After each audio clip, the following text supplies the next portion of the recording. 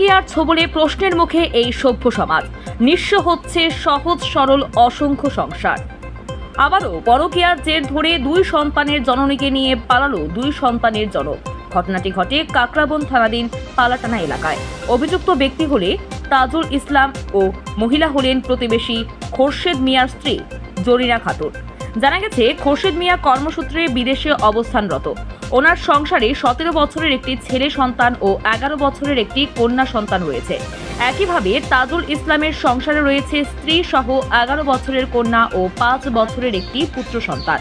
পরকীয়ার তাদেরকে এতটাই অন্ধ করে তুলেছিল, এক পলকে পরিবার, সন্তানদের মায়া মহব্বত পর্যন্ত দুশ্চরিত্র দুজনকে ভুল পথে এগোতে এক ফোঁটো বাধা দিতে পারেনি। স্বামীর অনুপস্থিতিতে জরিনা বেগম প্রতিবেশী তাজুল ইসলামের সাথে পরকীয়ায় জড়িয়ে পড়ে।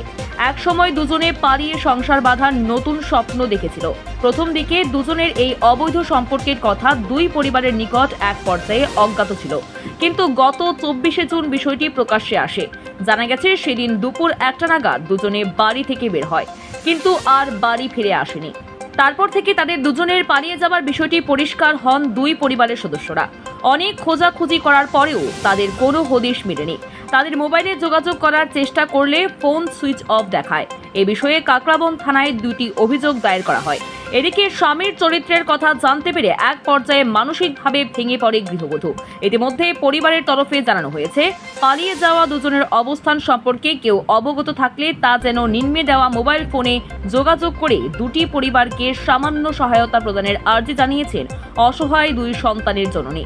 এই হেন পরিস্থিতিতে ভিডিওটি বেশি বেশি করে শেয়ার করে ওনার স্বামীকে খুঁজে বের করার জন্য প্রত্যেকের নিকট অনুরোধ জানান অসহায় গৃহবধূ।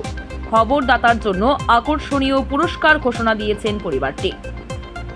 ব্যুরো রিপোর্ট, ভোরের আলো। আমার স্বামী একজন ছেলে একজন মেয়ে ফেলে আর একটা মহিলা লইয়া হ্যাঁ আজ 2 দিন নিখোঁজ। তোমার স্বামীর নাম কি? আর স্বামীর নাম হচ্ছে তাজুল ইসলাম। বাড়ি পূর্ব পালাটানা। এই বিষয়ে থানাত কেস করছো নি? থানাত আমরা গেছি, থানাত যাওয়া না, থানার থেকে কইতেছে হেঁটার চেষ্টা করব।